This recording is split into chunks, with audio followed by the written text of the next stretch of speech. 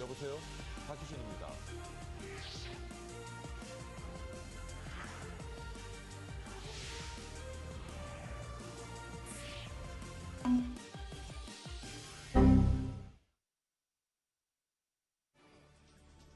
뉴욕 증시는 연방준비제도 이사회 통화정책기대에 소폭 올랐습니다. 지난 8월 중국의 산업생산 증가율이 3년 만에 처음으로 9% 아래로 떨어졌습니다. 그리스가 지난 2분기 또다시 마이너스 성장률을 기록해 3년 반째 뒷걸음질 쳤습니다.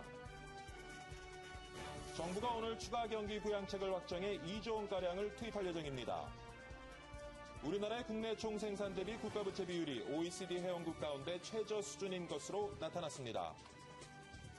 연이은 국제 신용평가사들의 우리나라 신용등급 상향 조정에 부담 위험을 나타내는 CDS 프리미엄이 크게 하락했습니다.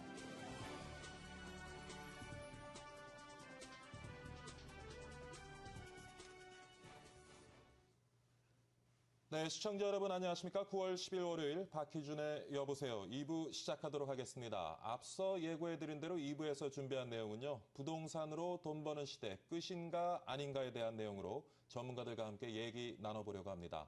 여러분이 선호하는 재테크 방법은 무엇인지요? 부동산, 주식, 펀드, 예금, 채권 등등 여러 가지 재테크 방법이 있는데요. 그중에서도 부동산은 오랜 시간 동안 불패 신화를 자랑하면서 많은 사람들이 부동산 투자로 돈을 제법 만지기도 했었죠. 하지만 이제는 그런 시대는 옛말이다. 부동산 투자 시대는 끝났다라는 비관론이 생겨나고 있는 것 같습니다. 여러분들은 어떻게 생각하시는지요? 이 내용 잠시 후에 살펴보도록 하겠습니다. 자, 먼저 지난밤 들어온 소식부터 전해드리도록 하겠습니다. 첫 번째 소식입니다. 뉴욕 증시와 유럽 증시 어떻게 마감됐는지 살펴보도록 하겠습니다. 정영석 기자 전화 연결합니다. 정영석 기자. 예, 지난주 가장 큰 증시 호재는 드라기 유럽 중앙은행 총재 국채 매입 발표였는데요. 그 발표가 금요일까지는 이어지지 않으면서 뉴욕 증시는 주가가 등락을 거듭하다가 소폭 상승세를 유지하면서 장을 마감했습니다. 예, 현지 시간으로 7일 뉴욕 증권거래소에서 다우지수는 전날 대비 14.64포인트 오른 13,306.64의 장을 마쳤고 스탠더드 앤드 푸어스 500 지수도 5.81포인트 뛴 1437.92%를 9위를 기술주 중심의 나스닥 지수도 0.61포인트 상승한 3136.42의 거래를 마쳤습니다. 이날 증시 상승은 미국의 고용지표가 기대에 미치지는 못했지만 연방준비제도 이사회가 과감한 통화정책을 펼 가능성이 있다는 분석에 소폭 올랐습니다. 미국의 8월 실업률은 8.1%로 지난 7월의 8.3%에 비해 낮아졌고 예상치 8.2%보다도 개선된 것입니다. 그렇지만 비농업 부분에서는 7월에는 14만 1,000명이 늘었고 8월에도 12만 5천 명이 늘을 것을 예상했던 것에 비해 실제 9만 6천 명이 늘어난 데 그쳤습니다.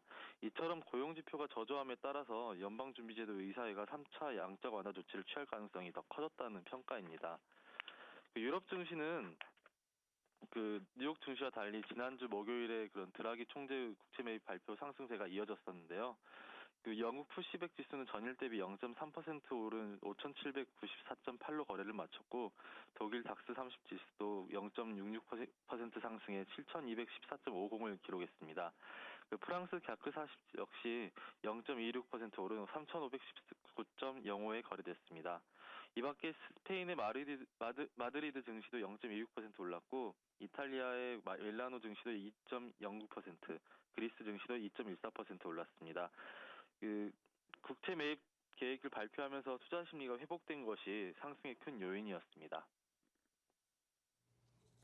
네, 다음 소식입니다. 중국 국가통계국이 발표한 월간 경제지표에 따르면 지난 8월 중국의 산업 생산 증가율이 8.9% 증가에 그쳤다고 밝혔습니다. 이는 전문가 예상치와 전월치를 모두 하회한 것입니다. 중국 산업 생산 증가율이 9% 아래로 떨어진 것은 지난 2009년 5월 이후 3년여 만입니다. 그리스가 또다시 2분기 마이너스 성장률을 기록해 3년 반째 뒷걸음질 친 것으로 나타났습니다. 그리스 통계청은 2분기 국내 총생산이 지난해 같은 기간보다 6.3% 줄었다고 밝혔습니다. 그리스의 마이너스 성장률은 이번 분기를 포함해 14분기째 지속되고 있습니다. 다만 그리스 정부는 내년에는 후퇴를 멈추고 성장세로 반전할 것으로 기대하고 있습니다. 각국 중앙은행이 속속 경기 부양책을 내놓고 있는 가운데 한국은행이 기준금리 결정에 나섭니다. 현재로선 인하 압력이 강한데요. 4분기 경제세와 글로벌 경제가 관건이 될 것으로 보입니다. 김우경 기자가 전합니다. 한국은행은 오늘 13일 정례 금통위를 열고 기준금리 결정에 나섭니다. 현재로선 인하 가능성이 높습니다. 글로벌 경기 침체로 수출 부진이 예상되고 올해 성장률이 2%대에 머물 것이란 관측에 섭니다. 골드만삭스는 한국의 내수와 수출이 모두 취약하다며 성장률을 2.6%로 내렸고 JP모건도 수출 약세가 지속될 수밖에 없다고 봤습니다. 또 가계부채 증가로 이자 부담이 늘면서 소비가 얼어붙은 것도 인하 가능성을 뒷받침합니다. 유럽의 경기 부양 기대감에 국고채 금리가 상승세로 돌아선 것도 금리 인하 부담감을 덜어줬다는 평가입니다. 특히 추석 물가 안정과 대선 변수 등도 금리 인하 가능성을 높이고 있습니다. 정부의 정책적인 방향이 어느 쪽으로 쏠려 있느냐에 따라서 그 향방은 달라질 수 있겠지만 시장 상황으로 봤을 때는 금리를 내릴 가능성이 더 크다고 봅니다. 다만 주요국들의 대규모 부양책은 변수입니다. 유럽 중앙은행과 중국 정부는 지난주 대규모 경기 부양에 나섰지만 정책 여력을 남기는 차원에서 금리엔 손을 대지 않았습니다. 평소 국제공조를 중시하는 금통위의 성향을 감안했을 때 금리 동결 가능성도 적잖은 것으로 보입니다. 엠머니 김유경입니다. 네, 정부는 오늘 오전 박재원 기획재정부 장관 주재로 경제활력 대책회의를 엽니다. 이번 대책회의에서는 정부의 추가 경기 부양책을 확정해서 2조 원가량을 투입할 예정입니다. 또 가계부채 부담을 덜어주는 대책과 동시에 대규모의 규제 유예책도 준비하고 있는 것으로 알려졌습니다.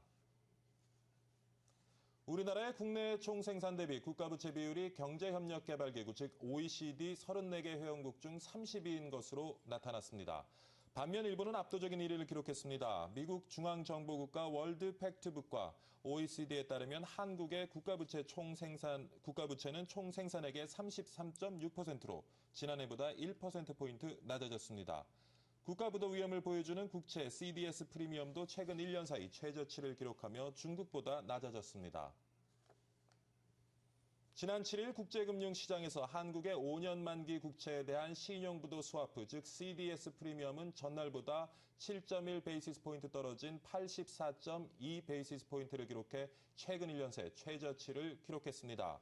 CDS 프리미엄이란 채권을 발행하는 국가가 부도가 나더라도 원금을 보장받을 수 있도록 제3기관과 맺는 일종의 보험 계약입니다. 이 수치가 낮을수록 해당 국가의 위험도가 낮다고 시장이 평가한다는 뜻입니다. 은행권이 배임, 고배당 등 좋지 않은 모습을 잇따라 보이며 비판을 받고 있는데요. 은행들의 도덕적 해이가 심각하다는 우려의 목소리가 높아지고 있는 것 같습니다. 서한한 기자가 전합니다. 은행 직원이 사기 행각에 협조하는 등 은행권에 좋지 않은 사건이 잇따라 터지고 있습니다. 신한은행의 한 지점장은 1,000억 원대 금융사기를 도운 대가로 10억 원을 챙긴 사실이 뒤늦게 드러났습니다. 신한은행은 내부 감찰을 통해 돈이 오간 정황을 파악했지만 A씨의 말만 믿고 무혐의로 감사를 종료해 제 식구 감싸기라는 지적이 제기됐습니다. 국민은행은 임의로 변경한 집단대출 서류가 9,600여 건에 달해 금융감독원이 전수조사를 지시했습니다. 외국계 은행도 비정상적인 배당으로 구설수에 올랐습니다. SC제일은행은 실적이 좋지 않았지만 2천억 원의 배당을 결정했습니다. 이는 상반기 순이익의 80%에 달하는 수준으로 금융감독원 권고치인 30%를 크게 웃돕니다. SC제일은행은 비판의 목소리가 높아지자 1,000억 원으로 중간 배당을 축소했습니다. 전문가들은 은행권이 책임감을 망각한 채 영업성과만 쫓고 있다고 지적합니다. 최근에 사고가 많이 난 이유는 기본적으로 도덕적 해이가 일단 좀 많이 돼 있고요. 그리고 이제 성과 위주의 어떤 문화라든지 과도하게 외형에 치중하는 그런 은행들의 그 문화 또는 그런 시스템과도 관련이 있다 이렇게 보고 있습니다. 은행권이 잇따라 터진 악재를 털어내고 서민 경제의 방파제로 거듭날 수 있을지 지켜봐야 할 것 같습니다. 엠머니 서한환입니다. 네, 지난달 국내 완성차 업체들의 수출 실적이 36개월 만에 최저치를 기록했습니다. 지식경제부와 한국자동차산업협회에 따르면 지난 8월 국내 차 생산은 24만 7,477대로 작년 8월보다 25.9%나 감소했습니다. 내수 판매는 8만 6,072대로 24.9% 감소했고 수출도 16만 4,805대로 23.6% 줄었습니다. 생산과 수출은 2009년 8월 이후, 내수 판매는 2009년 1월 이후 최저치입니다. 네덜란드 헤이그 법원은 지난 7일 삼성전자와 애플 간 소송 심리를 다시 시작했습니다. 두 회사는 네덜란드에서도 서로 간의 디자인, 통신, 특허 침해 소송을 제기해둔 상태입니다. 네덜란드 법원 판결은 10월 이후에 나올 예정입니다. 정부가 통신요금 인하 방안으로 선보인 단말기 지급제가 구색 맞추기식으로 운영되고 있습니다. 전용 단말기도 단 2종류뿐이어서 제품 수급도 어려운 실정입니다. 유재준 기자가 전합니다.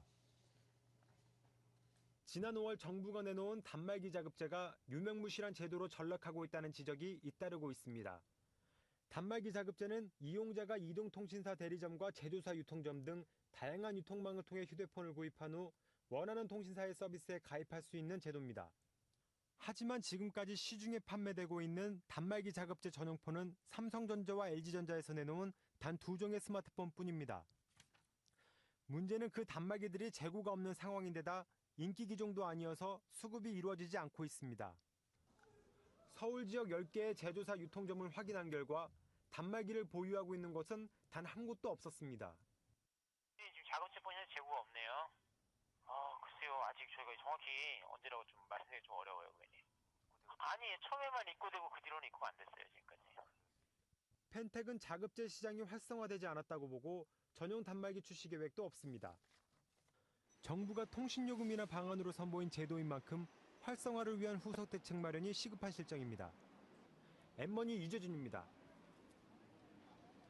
내 집 장만을 고민하신다면 입지나 주거 환경은 물론이고 조금이라도 더 싼 아파트를 찾고 계실 텐데 올가을 1천만 원 이하로 분양되는 아파트를 장남식 기자가 정리해봤습니다. 현재 3.3제곱미터당 수도권 분양가는 평균 1,373만 원. 올가을 분양하는 수도권 아파트들 가운데는 입지나 주거 환경이 뛰어나면서도 분양가가 3.3제곱미터당 1,000만 원 이하로 책정된 곳이 많습니다. 남양주 별내신도시에 들어서는 유승종합건설의 한내들 아파트 분양가는 3.3제곱미터당 900만 원대입니다. 지난주 견본주택을 선보이며 본격적인 청약 일정에 돌입한 이 아파트는 별내신도시에서 가장 싼 분양가로 수요자들의 관심을 받고 있습니다. LH가 분양 예정인 수원 호맨실지구 아파트는 과천 의왕강 고속도로가 가까워 서울 접근성이 좋고 분양가도 주변 시세에 비해 싸다는 평가입니다. 이달 중 분양 예정이고 3.3제곱미터당 분양가는 800만 원 선으로 예상됩니다. 이외에도 하남, 인천, 김포 등에서 3.3제곱미터당 1,000만 원 이하로 분양되는 아파트들이 대기 중입니다. 특히 올해 수도권에서는 평균 분양가가 1,000만 원 이하로 책정된 지역에서의 신규 분양을 살펴보시면 좋을 것입니다.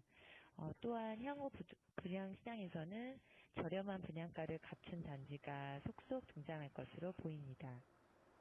짙은 불황 속에서 분양가를 낮추는 건설사들의 노력이 분양률을 얼마나 높일지 귀추가 주목됩니다. 엠머니 장남식입니다. 네, 앞서 말씀드린 부동산 투자에 대해 이야기 좀 나눠보도록 하겠습니다. 사두기만 해도 1, 2년 안에 수천만 원씩 올랐던 부동산, 특히 대한민국 아파트는 누가 뭐래도 최고의 재테크 수단이었죠. 그래서 많은 사람들이 무리하게 돈을 빌려서 아파트를 사기도 했고요.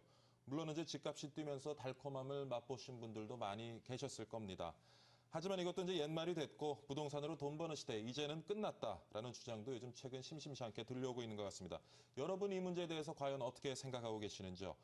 전문가들은 부동산 투자 어떻게 전망하고 있을지 오늘 한번 알아보도록 하겠습니다. 오늘 스튜디오에는요 감정평가법인 지우의 김영순 대표 나와 계십니다. 안녕하십니까 대표님? 예, 안녕하십니까. 네, 최근 엠머니에서 방송 중인 부동산 프로그램이죠. 생방송 복덕방에서 아주 맹활약하고 계신데 만나 뵙게 돼서 반갑습니다. 예, 반갑습니다. 예. 먼저 김영순 대표와 말씀을 나누기 전에요. 개인들이 부동산으로 돈 버는 시대는 지나갔다라고 주장하시는 분의 입장을 먼저 한번 들어보도록 하겠습니다. 오늘은 교보생명 노블리 지원팀의 박인선 팀장 전화 연결합니다. 안녕하십니까 팀장님? 예, 안녕하십니까 박인섭입니다. 네, 반갑습니다. 예, 반갑습니다. 네, 부동산 재테크 끝났다라는 이제 비관론에 한 표를 던지는 입장이신 것 같은데요. 그렇다면은 이제 그 이유가 무엇인지 좀 살펴봐 주시죠. 현재 개인들이 부동산을 사가지고 돈을 버는 시대는 이제 뭐 옛날하고는 달라졌다라고 생각하는 사람들도 많은데요. 제 예. 입장에서 봤을 때는 개인들이 돈을 가지고 있는 그 돈의 규모가 이제는 그 과거처럼 크지 않고 또한 그 적은 돈으로 집을 마련하여 대출이나 전세 보증금을 안고 집을 사놓기만 하면 되는 그런 아파트들이 이제는 많지 않습니다. 또한 미국에서도 보면 우리가 쉽게 알 수 있는데 개인들이 미국 그 40대, 50대들이 가지고 있는 전체 자산의 총 규모가 한 15만 불, 한 1억 5천에서 왔다 갔다 하는데요. 한국 지금 40대, 50대들이 가지고 있는 총 자산 규모가 한 1억 5천 정도 되는 것을 보면 이제 이 정도 재산이 선진국으로 가서 일반 소비자, 개인들이 가질 수 있는 총 자산의 규모가 아닌가 이렇게 판단되고요.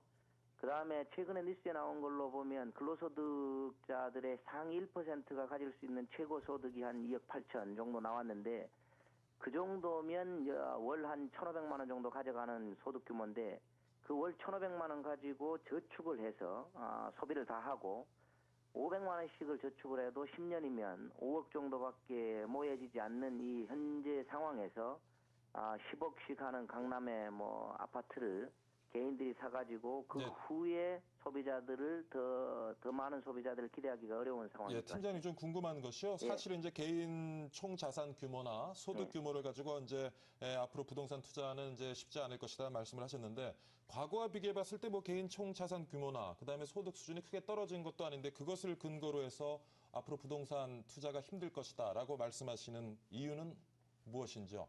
과거의 경우에는 1억 5천, 2억짜리 아파트를 전세 1억, 뭐 1억 5천 이 정도에서 소규모 1억 5천이나 뭐 3천, 뭐 특히 빌라이 같은 경우는 전세 보증금 비율이 워낙 높았기 때문에 뭐 5천 미만의 자금을 가지고도 쉽게 투자할 수 있었는데 이제는 전세 보증금 비율이나 그 다음에 대출 규모가 그렇게 나오지 않기 때문에 집값은 오르고 예. 이제 대출 규모가 그만큼 나오지 않기 때문에 힘들 것이다라는 말씀을 하시는 거군요. 예. 그러면 앞으로 부동산 재테크는 이제 어떻게 달라지리라고 좀 보시는지요, 팀장님? 앞으로 앞에 나왔던 말씀처럼 예. 앞으로 부동산은 정보의 싸움입니다. 지금 있는 모습 그대로를 가지고 판단해서는 어려울 것 같고요. 예. 향후에 몇 년 이내에 이 지역이 새롭게 도로가 난다든가 새롭게 기반시설이 구축된다든가 이런 정보가 확실한 지역은 향후에 오를 가능성이 있지만 현재 이 모습으로 크게 변함이 없을 건데 향후에 오를 거다라고 생각하는 것은 큰 무리가 있는 것 같습니다. 네. 사실 근데 뭐 정보에 근거한 부동산 투자 과거에도 이루어져 왔던 것 같은데 또 그 부분에 있어서도 또 차이점이 어떤 것이 있을지요? 과거에도 뭐 우리가 부동산 투자를 할 때는 그런 정보에 기반으로 해서 투자를 했다고 생각을 하는데요. 과거에는 정보의 기반이라기보다는 강남 가서 사면 되고 일정 지역, 한 지역 큰 테두리 내에서 투자가 됐는데 이제는 그 지역 내에서도 아주 소규모로 일정 확실한 정보, 아까 말씀드렸던 것처럼 정확하게 도로가 난다든가 또는 아파트 관련해서 새로운 어떤 보다 그러니까 구체적인 정보가 필요하다는 그런데 말씀이시군요. 그런 구체적인 정보는 개인들이 얻기에는 상당한 무리가 있거든요. 그렇군요. 구체적인 정보가 필요하고 또 그 정보에 대한 접근성이 개인이 좀 가지기가 힘들다 하는 게 이유라고 이제 말씀을 하시는데 그렇다면은 팀장님이 보시는 재테크 방법 무엇이 부동산 투자를 대체할 수 있을지요? 부동산 투자 관련해서는 이제 장기적으로 확실한 정보가 있지 않은 이상은 예. 내 집 외에 다른 자산을 가지고 투자하기는 어렵다고 생각합니다. 네, 그렇군요. 말씀 잘 들었습니다, 팀장님. 예, 감사합니다. 네, 이른 아침에 수고 많으셨습니다. 예. 이번에는 스튜디오에 나와 계신 김영순 대표와 말씀 이어가도록 하겠습니다. 방금 그 교보생명의 박인섭 팀장 얘기를 같이 들어봤는데요. 뭐 이제 논리는 앞으로 대출도 여의치 않고 집값은 오른 상황에서 개인이 투자를 하기에 충분한 그런 여력을 갖추기가 힘들 것이다 하는 것하고 이제 앞으로 조금 더 고급 정보가 필요하고 거기에 대한 개인의 접근성은 떨어질 것이다. 그것이 이제 이유로 드셨는데 부동산 전문가로서 어떻게 그 얘기를 받아들였는지 궁금하네요. 충분히 분석할 수 있는 입장, 할 수 있는 이야기라고 생각하지만 좀 뭐 저는 좀 의견을 달리합니다. 뭐 달리하는 이유는 끊임없이 그 부동산도 혁신되어 왔고 사실 그러니까 우리가 2000년대 초반에 사실은 부동산 끝났다라는 얘기 많이 나왔습니다. 그래서 그 당시에 유행하던 영어 공부 절대로 하지 말자, 뭐 집 절대로 사면 안 된다, 그런 것들이 2006년을 지나면서 사그러들었고, 더 과거로 올라가면 뭐 유명한 얘기지만 찰스 듀엘이라는 사람이 1899년에 발명될 수 있는 모든 건 발명됐다. 그 후로 그 당시까지 발명된 거에 1000배 이상, 아니 10,000배 이상 발명되어 왔습니다. 이렇게 부동산이든 뭐든 혁신을 먹고 살아가는데, 이 혁신 대신에 어떤 좀 뭐라고 할까, 혁명적 발상으로 끝났다 이렇게 말하는 것은 사실 부동산이 끝난 게 아니라 불패론이 끝났다, 저는 이렇게 해석하고 싶습니다. 그리고 지금 불패론이 끝났다 말씀하셨는데, 예. 그러면 과거처럼 이제 아파트 사서 오르길 기다렸다 시세 차익으로 한몫 챙기는 그런 시대는 지나갔다고 보시는 건가요? 아니죠. 그런 시대가 지나갔다라는 게 아니라 예. 그 전까지는 필승론이었었는데, 필승론이 떨어질 수도 있다라는, 불패론이 끝났다라는 것으로 해석해야 된다고 생각합니다. 네. 예, 말씀하시죠. 예. 그렇기 때문에 이제는 좀 뭐 아파트로 무슨 돈을 번다, 뭐 이거 시세 차익을 남긴다는 것보다는 이제는 뭐 좀 저금리 시대에 수익 위주로 사고를 바꾼다든지 이런 것들이 좀 필요한 시점이 아닌가, 발상의 전환이 필요한 시점이 아닌가, 이렇게 생각하고 지금 있습니다. 이제 잠깐 짚어주셨는데, 그렇다면 이제 전반적으로 예. 이제 부동산 시장에 바뀌어질 패러다임, 예. 트렌드 같은 거를 좀 한번 짚어주시죠. 시세 차익을 노리는 투자는 끝났다, 상당히 문제가 있다, 뭐 이러는데, 거기에서 문제가 있다라기보다는 뭐 상당한의 문제가 있는 것 같습니다. 그래서 상당한 수익을 내기는 어렵지만, 이제 새로운 트렌드는 수익 위주의 사고를 가지고 어떤 부동산을 가지고 운영 수익을 낼 수 있는 방안이 마련되어야 되고요. 그 다음에 이제 관리를 통해서 운영 수익을 극대화하는 방안, 그 다음에 투명한 회계를 통해서 이제는 뭐 낼 세금 다 내고 뭐 지불할 걸 지불하고도 이익을 내는, 이제는 정보의 시대가 아니라 지식의 시대로 돌입하지 않았나, 이렇게 생각합니다. 지금 이제 뭐 큰 어떤 부동산 시장의 패러다임의 변화, 예. 트렌드에 대해서 말씀을 해주셨는데, 그렇다면 개인 투자자들이 어떠한 전략, 자세로 또 투자에 접근을 해야 될지요? 뭐 어디가 뜬다, 뭐 어디가 나빠졌다, 뭐 이런 얘기를 한다기보다는 이제는 좀 더 관리 위주로 내가 갖고 있는 부동산을 어떻게 최대 수익을 낼 것인가. 일례를 들면요. 예. 저 99년에 우리나라에서 전용 면적 85제곱미터, 소위 32평형 아파트의 서울의 가격이 한 평당 600만 원 수준이었습니다. 한 2억 하던 것이 2006년 말 최고 평당 2,500, 그러니까 한 8억 수준까지 간 거거든요. 자, 그런데 지금 우리나라의 현재 지금 평균을 보면 한 1,800만 원 수준. 방금 뉴스에도 보셨지만 수도권 전체로 보면 1,350만 원 수준인데요.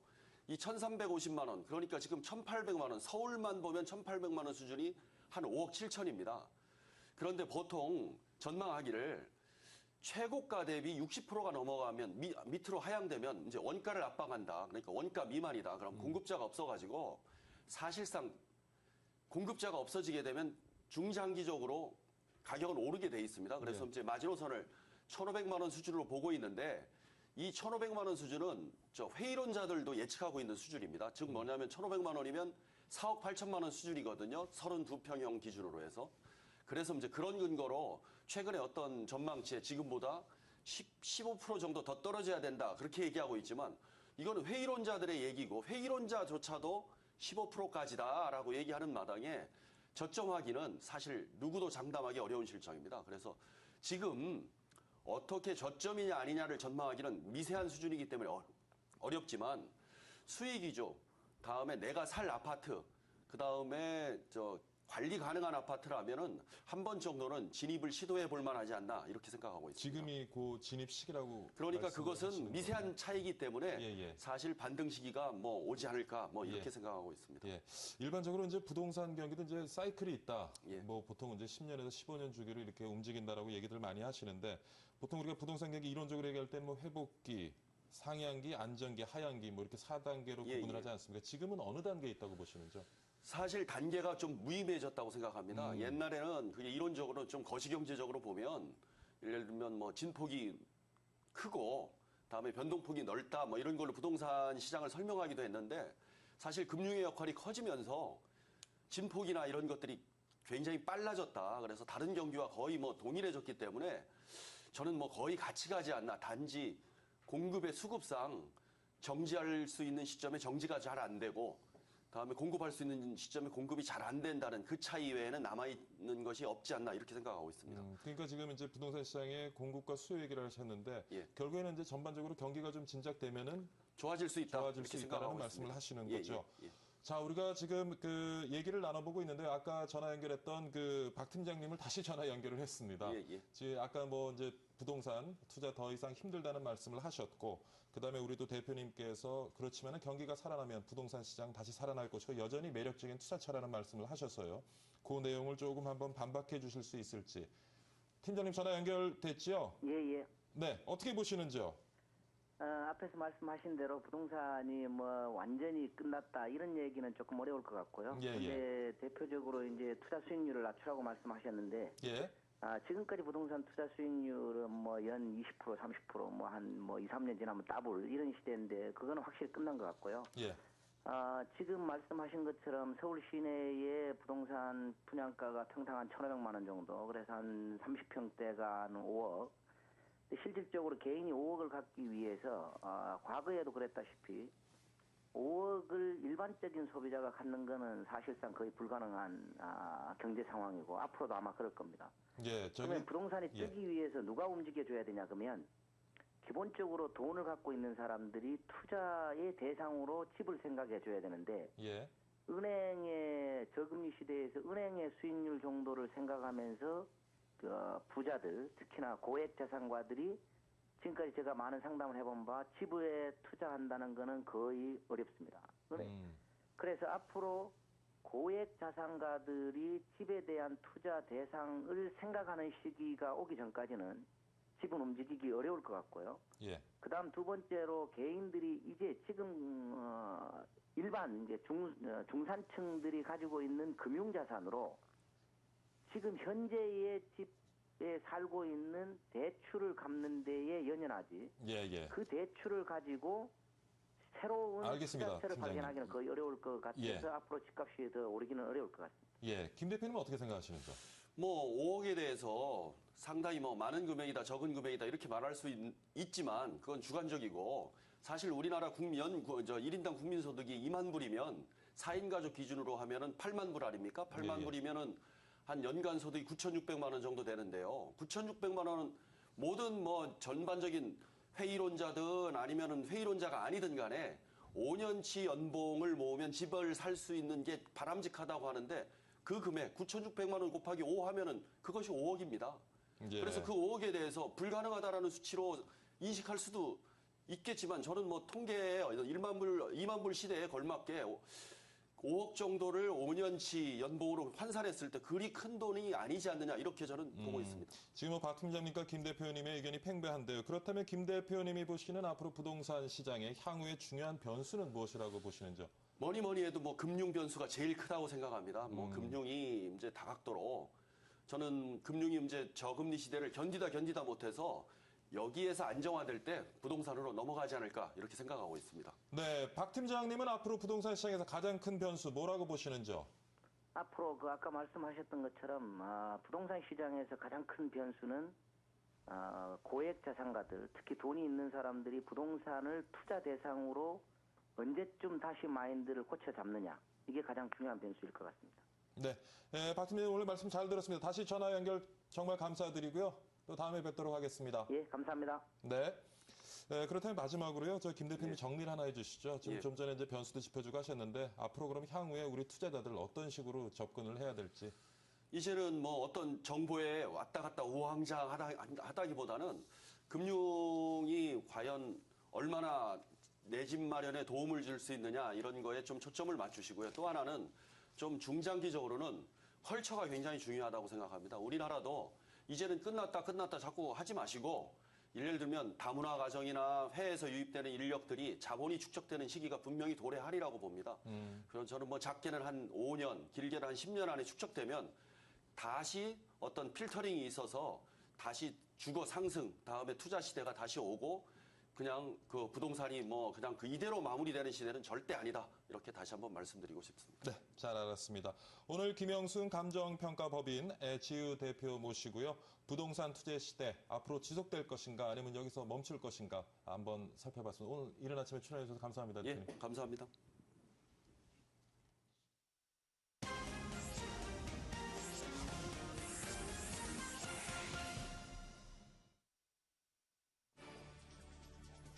뉴욕 증시는 연방준비제도 이사회 통화정책기대에 소폭 올랐습니다.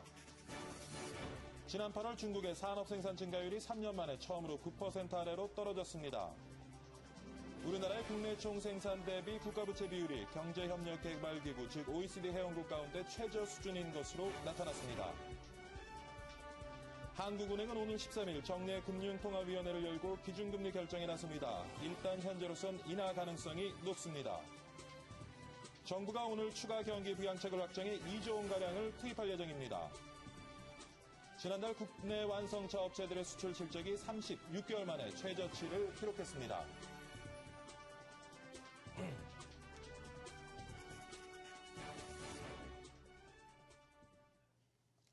네, 뉴욕 증시는 미국 고용지표가 기대에 미치지 못했지만 연방준비제도 이사회가 가감한 통화정책을 펼 가능성이 있다는 분석에 소폭 올랐습니다. 현지 시간으로 7일 뉴욕 증권거래소에서 다우존스 산업평균지수는 전날보다 14.64포인트, 0.11% 오른 13,306.64의 거래를 마쳤습니다. S&P 500지수와 나스닥 지수는 각각 0.41%, 0.02% 올랐습니다. 유럽 증시는 ECB의 국채 매입 발표 효과가 이틀째 이어지며 상승 마감했습니다. 영국 푸시백 지수는 0.3%, 독일 닥스 30은 0.66% 올랐습니다. 미국 노동부는 지난달 8월 실업률이 전달보다 0.2%포인트 하락한 8.1%를 기록했다고 밝혔습니다. 하지만 비농업 부문 고용자는 9만 6천 명 늘어나는 데 그쳐 앞선 7월에 14만 1천 명은 물론 시장에서 예상한 12만 5천 명을 크게 밑돌았습니다. 민간 부분 취업자 수 증가는 10만 3천 명으로 시장 예상치인 13만 8천 명에 못 미쳤고 정부 부문 취업자도 7천 명 줄어들었습니다. 실업률이 0.2%포인트 하락한 것은 취업하려는 사람들이 줄어든 데서 기인한 것으로 미국의 고용 쇼크가 여전한 것으로 풀이됩니다. 지난주 국내 증시는 유럽중앙은행 ECB의 무제한 국채 매입 발표에 급등 마감했는데요. 이번 주도 국내 증시의 방향을 좌우할 만한 이벤트들이 연이어 있다고 합니다. 주요 이벤트와 증시 전망을 박상정 기자가 정리했습니다. 드라기 ECB 총재의 무제한 국채 매입 발언은 이번 주에도 국내 증시에 계속 좋은 영향을 줄 것으로 보입니다. 하지만 중반 이후에는 국내외 중요한 발표들이 있어서 눈치 보기 장세를 펼칠 것으로 전망됩니다. 우선 12일에는 독일 헌법재판소가 유로 안정화기구 ESM이 독일 국민의 재산권을 침해했는지 판결할 예정입니다. 합헌 결정이 나오면 ESM이 공식 출범하고 부실 국가를 위한 재정 지원이 속도를 낼 것으로 보입니다. 하지만 반대의 경우 가뜩이나 부실 국가 돕기에 소극적인 앙겔라 메르켈 총리의 행보를 더욱 제한하게 됩니다. 같은 날 미국에서 연방공개시장위원회 FOMC 회의가 시작됩니다. 전문가들은 대선 이전에 3차 양적 완화를 발표하는 것은 어렵다면서 대선 이후 시행 시기에 대한 언급에 주목하라고 조언했습니다. 13일은 한국은행 금융통화위원회가 회의를 열어 기준금리를 결정합니다. 또 선물 옵션 동시 만기일이기도 합니다.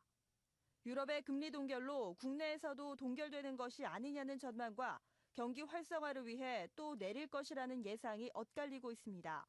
선물 옵션 동시 만기일 수급은 7월 말 이후 쌓아둔 4조 원가량의 순차익 잔고가 다소 부담이 될 전망입니다. 이 밖에도 12일 애플의 아이폰5 출시 발표와 14일과 15일 열리는 EU 재무장관 회담도 증시에 영향을 줄 것으로 보입니다. 엠머니 박상정입니다. 중국 국가통계국이 발표한 월간 경제지표에 따르면 지난 8월 중국의 산업생산 증가율이 8.9% 증가에 그쳤다고 밝혔습니다. 이는 전문가 예상치와 전월치를 모두 하회한 것입니다. 중국 산업생산 증가율이 9% 아래로 떨어진 것은 지난 2009년 5월 이후 3년여 만입니다. 그리스가 지난 2분기 또다시 마이너스 성장률을 기록해 3년 반째 뒷걸음질 치고 있습니다. 그리스 통계청은 2분기 국내 총생산이 지난해 같은 기간보다 6.3% 줄었다고 밝혔습니다. 그리스의 마이너스 성장률은 이번 분기를 포함해 14분기째 지속하고 있습니다. 다만 그리스 정부는 내년에는 후퇴를 멈추고 성장세로 반전할 것으로 기대하고 있습니다. 우리나라의 국내 총생산 대비 국가부채 비율이 경제협력개발기구 즉 OECD 34개 회원국 중 30위인 것으로 나타났습니다. 반면 일본은 압도적인 1위를 기록했습니다. 미국 중앙정보국의 월드팩트북과 OECD에 따르면 한국의 국가부채는 국내 총생산의 33.6%로 지난해보다 1%포인트 낮아졌습니다. 국가부도 위험을 보여주는 국채 CDS 프리미엄도 최근 1년 사이 최저치를 기록하며 중국보다도 낮아졌습니다. 각국 중앙은행이 속속 경기 부양책을 내놓고 있는 가운데 한국은행이 기준금리 결정에 나섭니다. 현재로선 인하 압력이 강한데요. 4분기 경제 성장세와 글로벌 경조가 관련이 관건이 될 것으로 보입니다. 김우경 기자가 전합니다. 한국은행은 오늘 13일 정례 금통위를 열고 기준금리 결정에 나섭니다. 현재로선 인하 가능성이 높습니다. 글로벌 경기 침체로 수출 부진이 예상되고 올해 성장률이 2%대에 머물 것이란 관측에 섭니다. 골드만삭스는 한국의 내수와 수출이 모두 취약하다며 성장률을 2.6%로 내렸고 JP모건도 수출 약세가 지속될 수밖에 없다고 봤습니다. 또 가계부채 증가로 이자 부담이 늘면서 소비가 얼어붙은 것도 인하 가능성을 뒷받침합니다. 유럽의 경기 부양 기대감에 국고채 금리가 상승세로 돌아선 것도 금리 인하 부담감을 덜어줬다는 평가입니다. 특히 추석 물가 안정과 대선 변수 등도 금리 인하 가능성을 높이고 있습니다. 정부의 정책적인 방향이 어느 쪽으로 쏠려 있느냐에 따라서 그 향방은 달라질 수 있겠지만 시장 상황으로 봤을 때는 금리를 내리는 게 내릴 가능성이 더 크다고 봅니다. 다만 주요국들의 대규모 부양책은 변수입니다. 유럽 중앙은행과 중국 정부는 지난주 대규모 경기 부양에 나섰지만 정책 여력을 남기는 차원에서 금리엔 손을 대지 않았습니다. 평소 국제공조를 중시하는 금통위의 성향을 감안했을 때 금리 동결 가능성도 적잖은 것으로 보입니다. 엠머니 김유경입니다. 지난 7일 국제금융시장에서 한국의 5년 만기 국채에 대한 신용부도 스와프 즉 CDS 프리미엄은 전날보다 7.1 베이시스 포인트 떨어진 84.2 베이시스 포인트를 기록해 최근 1년 새 최저치를 기록했습니다. CDS 프리미엄이란 채권을 발행하는 국가가 부도가 나더라도 원금을 보장받을 수 있도록 제3기관과 맺는 일종의 보험 계약입니다. 이 수치가 낮을수록 해당 국가의 위험도가 낮다고 시장이 평가한다는 뜻입니다. 삼성전자가 올 3분기 매출액 50조 원, 영업이익 7조 원대를 기록해 역대 최대 실적을 달성할 것으로 보입니다. 업계에 따르면 삼성전자의 3분기 영업이익 추정액은 지난해 같은 기간 대비 78%나 증가한 7조 5,679억 원입니다. 또한 매출액도 24.5% 늘어난 51조 3,703억 원으로 전분기 기록을 뛰어넘을 것으로 예상됩니다. 이번 역대 최대 달성은 갤럭시 S3의 판매 호조에 힘입은 것으로 보입니다. 은행권이 배임 고배당 등 좋지 않은 모습을 잇따라 보이며 비탄을 받고 있죠. 은행들의 도덕적 해이는 심각하다는 우려의 목소리가 높아지고 있습니다. 서한한 기자가 전합니다.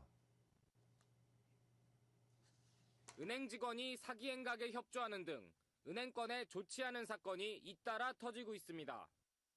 신한은행의 한 지점장은 1,000억 원대 금융사기를 도운 대가로 10억 원을 챙긴 사실이 뒤늦게 드러났습니다. 신한은행은 내부 감찰을 통해 돈이 오간 정황을 파악했지만 A씨의 말만 믿고 무혐의로 감사를 종료해 제 식구 감싸기라는 지적이 제기됐습니다. 국민은행은 임의로 변경한 집단대출 서류가 9,600여 건에 달해 금융감독원이 전수조사를 지시했습니다. 외국계 은행도 비정상적인 배당으로 구설수에 올랐습니다. SC제일은행은 실적이 좋지 않았지만 2천억 원의 배당을 결정했습니다. 이는 상반기 순이익의 80%에 달하는 수준으로 금융감독원 권고치인 30%를 크게 웃돕니다. SC제일은행은 비판의 목소리가 높아지자 1,000억 원으로 중간 배당을 축소했습니다. 전문가들은 은행권이 책임감을 망각한 채 영업성과만 쫓고 있다고 지적합니다. 최근에 사고가 많이 난 이유는 기본적으로 도덕적 해이가 일단 좀 많이 돼 있고요. 그리고 이제 성과 위주의 어떤 문화라든지 과도하게 외형에 치중하는 그런 은행들의 그 문화 또는 그런 시스템과도 관련이 있다 이렇게 좀 보고 있습니다. 은행권이 잇따라 터진 악재를 털어내고 서민 경제의 방파제로 거듭날 수 있을지 지켜봐야 할 것 같습니다. 엠머니 서한환입니다. 정부는 오늘 오전 박재환 기획재정부 장관 주재로 경제활력 대책회의를 엽니다. 이번 대책회의에서는 정부의 추가 경기 부양책을 확정해서 2조 원가량을 투입할 예정입니다. 또 가계부채 부담을 덜어주는 대책과 동시에 대규모의 규제 유예책도 준비하고 있는 것으로 알려졌습니다. 글로벌 경기 약화에 따른 실적 부진이 설비 투자 감소로 이어지고 있어 향후 고용시장이 더욱 위축될 수 있다는 전망이 나왔습니다. LG경제연구원이 코스피 상장 619개사를 대상으로 조사한 결과 고용 창출 여력이 큰 수출 기업을 중심으로 매출 증가액이 크게 감소한 것으로 나타났습니다. 또 상장사 중 영업이익률이 적자로 돌아선 기업은 작년 상반기 14.9%에서 올 상반기 17.6%로 늘었습니다. 정부가 통신요금이나 방안으로 선보인 단말기 지급제가 구색 맞추기식으로 운영되고 있습니다. 전용 단말기도 단 2종류뿐이어서 제품 수급도 어려운 실정입니다. 유재준 기자입니다. 지난 5월 정부가 내놓은 단말기 자급제가 유명무실한 제도로 전락하고 있다는 지적이 잇따르고 있습니다. 단말기 자급제는 이용자가 이동통신사 대리점과 제조사 유통점 등 다양한 유통망을 통해 휴대폰을 구입한 후 원하는 통신사의 서비스에 가입할 수 있는 제도입니다. 하지만 지금까지 시중에 판매되고 있는 단말기 자급제 전용폰은 삼성전자와 LG전자에서 내놓은 단 2종의 스마트폰뿐입니다. 문제는 그 단말기들이 재고가 없는 상황인데다 인기 기종도 아니어서 수급이 이루어지지 않고 있습니다. 서울 지역 10개의 제조사 유통점을 확인한 결과 단말기를 보유하고 있는 곳은 단 한 곳도 없었습니다. 지금 작업체폰이 재고가 없네요. 글쎄요. 아직 저희가 정확히 언제라고 좀 말씀드리기 좀 어려워요, 고객님. 아니, 처음에만 입고되고 그 뒤로는 입고가 안 됐어요, 지금까지. 펜텍은 자급제 시장이 활성화되지 않았다고 보고 전용 단말기 출시 계획도 없습니다. 정부가 통신요금이나 방안으로 선보인 제도인 만큼 활성화를 위한 후속 대책 마련이 시급한 실정입니다. 엠머니 유재준입니다. 지난달 국내 완성차 업체들의 수출 실적이 36개월 만에 최저치를 기록했습니다. 지식경제부와 한국자동차 산업협회에 따르면 지난 8월 국내 차 생산은 23만 7,477대로 작년 8월보다 25.9% 감소했습니다. 내수 판매가 8만 6,072대로 24.9% 감소했고 수출도 16만 4,805대로 23.6% 줄었습니다. 생산과 수출은 2009년 8월 이후, 내수 판매는 2009년 1월 이후 최저치입니다. 네덜란드 헤이그 법원은 지난 7일 삼성전자와 애플 간 본항 소송 심리를 다시 시작했습니다. 두 회사는 네덜란드에서도 서로 간의 디자인, 통신 특허 침해 소송을 제기해둔 상태입니다. 네덜란드 법원은 10월 이후 법원 판결은 10월 이후 나올 예정입니다.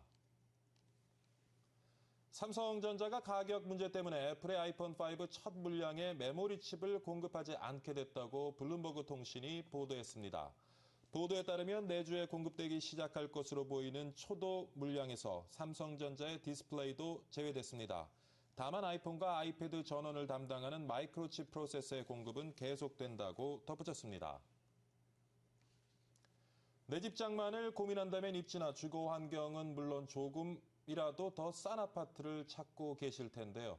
올 가을에 1천만 원 이하로 분양되는 아파트를 장남식 기자가 정리해봤습니다.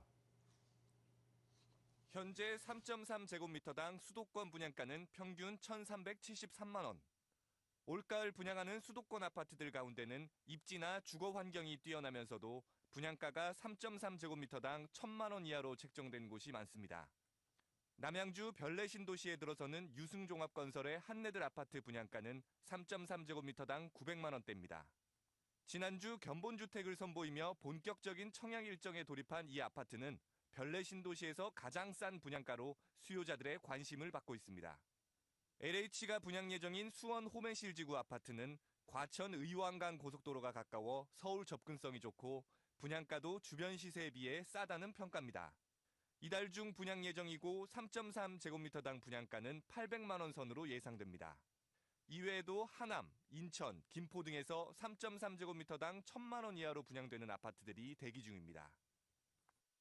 특히 올해 수도권에서는 평균 분양가가 1,000만 원 이하로 책정된 지역에서의 신규 분양을 살펴보시면 좋을 것입니다. 또한 향후 분양 시장에서는 저렴한 분양가를 갖춘 단지가 속속 등장할 것으로 보입니다. 짙은 불황 속에서 분양가를 낮추는 건설사들의 노력이 분양률을 얼마나 높일지 귀추가 주목됩니다. 엠머니 장남식입니다. 네, 새누리당 전 현직 의원으로 구성된 경제민주화 실천 모임이 횡령 배임 행위로 형사처벌을 받은 이들의 대주주의 자격을 박탈하는 방안을 발의하기로 했습니다. 이 방안에는 금융회사 대주주가 배임 횡령 등의 혐의로 5억 원 이상 이득을 봤을 때 대주주 자격을 제한하겠다는 내용을 담고 있습니다. 실천 모임은 법률상 대주주 자격 요건에 특정 경제범죄가중처벌법 규정을 적용해 이 같은 법적 효과를 노리기로 했습니다.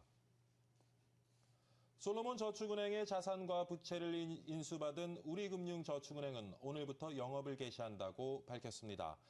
우리금융저축은행은 지난 5월 영업이 정지된 솔로몬 저축은행 지점을 인수했습니다. 오늘부터 솔로몬 저축은행의 옛 고객은 우리금융저축은행 본 지점에서 예금을 찾을 수 있습니다.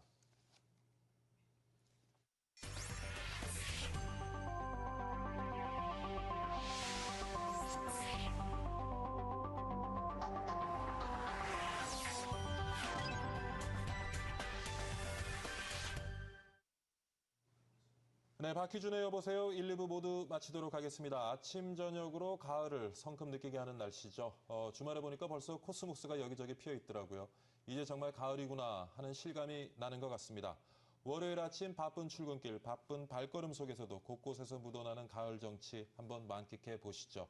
그러면 여유로운 한 주가 시작될 수 있으리라 생각이 됩니다. 저는 알찬 소식 가지고요. 내일 다시 찾아뵙도록 하겠습니다. 시청해 주셔서 감사합니다.